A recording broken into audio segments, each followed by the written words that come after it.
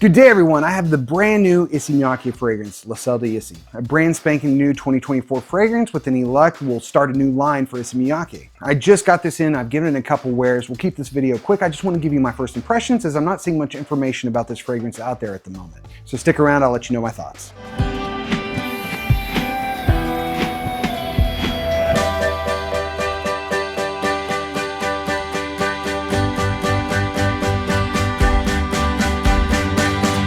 First and foremost, it comes in this clear glass bottle, and I love the presentation of this fragrance. It's heavy glass and there's a thick glass base. A lot of weight to it. It feels really nice in your hand. The cap is garbage. It's lightweight. It's not very impressive at all. Let's do a quick atomizer check. Not very impressive either. But none of that really matters. What matters is how it smells. So how does this smell? They boast that this thing is vegan certified.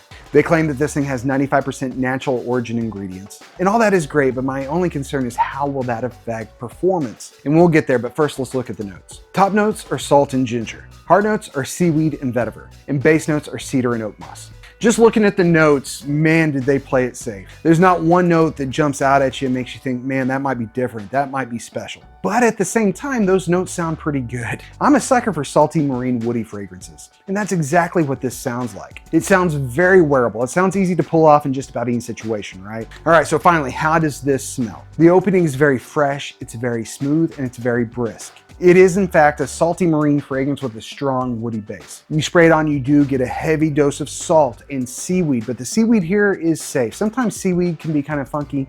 It's pretty clean in this fragrance. And with that salt and seaweed, you get a big dose of a very clean, very light wood base. The ginger in the opening is a nice touch. It adds a bit of zinginess to it, but it doesn't stick around for very long. And there's honestly really not much there. To my nose, it opens 35% salt, seaweed, 65% woods. In every passing moment, it just gets woodier and woodier. To me, on my skin, I get a lot more cedar oak moss than I do vetiver. I don't get many vetiver characteristics from this fragrance. This is a masculine leaning fragrance. Again, it's very fresh. It's great for spring and summer. It'd be a great office scent. That salty marine essence to it would make it great for a trip to the beach. Let's talk about performance. You spray it on and it seems to project very well. Arm's length, maybe even past a little bit. Within the first hour, it feels like it really reins itself in. 2.5 hours after application, I was pretty sure it was a skin scent. Like, it seemed like I had to get my hand pretty close to my nose to be able to pick it up. But I went on a walk with my wife and she kept telling me how great I smelled. So it's possible that I had some olfactory fatigue. I went nose blind to it